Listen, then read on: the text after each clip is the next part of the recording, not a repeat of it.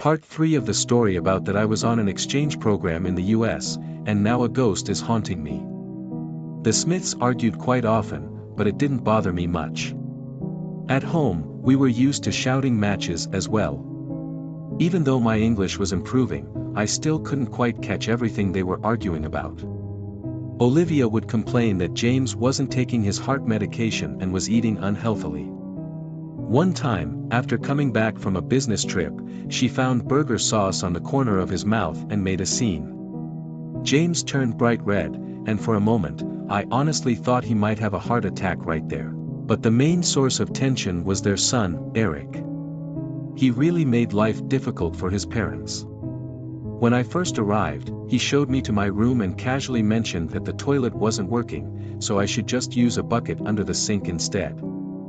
I didn't think much of it and did as he suggested, until James came over, looking confused, and asked if this was some kind of German custom not to use the toilet.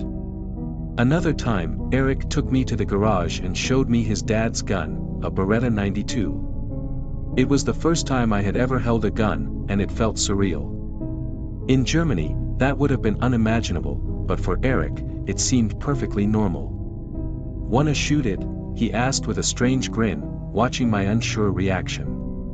Then he laughed and put the gun away. Another point of conflict was Eric's desire to get his motorcycle license.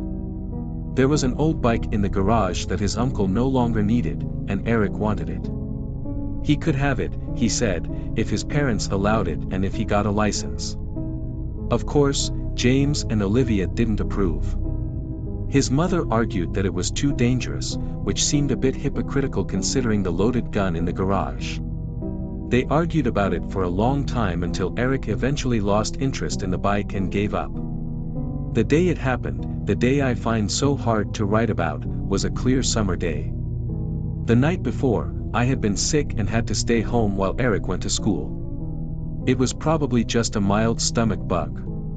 By the afternoon, I felt better and helped James in the garden while Olivia prepared dinner. It was a Tuesday, and Eric had football practice, so he was usually home by 5 p.m. But he didn't come back, and he didn't answer his phone. We ate dinner without him, and I could feel Olivia's growing anxiety. "He'll be home soon," I said, trying to calm her, though I didn't truly believe it myself. Like and follow for part 4.